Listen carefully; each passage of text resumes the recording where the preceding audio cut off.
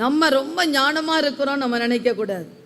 என் படிப்பு ஞானமோ, என்னுடைய பலவிதமான ஒரு வேலை, நான் ஒரு அரசியலில் பெரிய ஆளாக இருக்கலாம், இல்லை ஒரு பெரிய அதிகாரியாக இருக்கலாம்.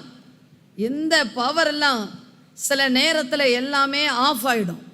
ஆனால் அவர் வல்லமை உள்ளவராய் இருக்கிறபடியால் அந்த பவர் நம்ம வாழ்க்கையிலே நம்மளை உயிர்ப்பித்து எந்தெந்த இடங்களெல்லாம் நம்ம சொர்ந்து போயிருந்தோமோ அந்த வல்லமை நம்மளை தூக்கி நிறுத்தங்க. ஹல்லேலூயா. அவர் வல்லமை உள்ளவராயிருக்கிறார். ஆமென்.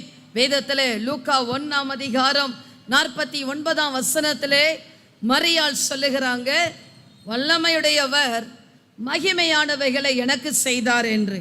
ஹல்லேலூயா. வல்லமையுடையவர் மகிமையானவைகளை எனக்கு செய்தார். யார் அவர்? அவர் வல்லமையுள்ள தேவன். அவர் வல்லமையுள்ள தேவன்.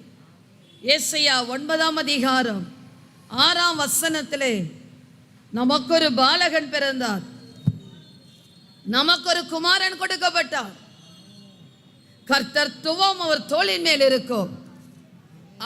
அவர் நாமம் அதிசயமானவர், ஆலோசனை கர்த்தர், வல்லமையுள்ள தேவன். அவருடைய நாமங்களிலே வல்லமையுள்ள தேவன் என்பதை கர்த்தர் வெளிப்படுத்துகிறார். இன்றைக்கு நீங்க ஒருவேளை, ஆண்டவரே இதெல்லாம் இருக்கு, நீங்க என்ன எனக்கு செய்ய போகிறீங்க? அவர் வல்லமையை பாருங்க.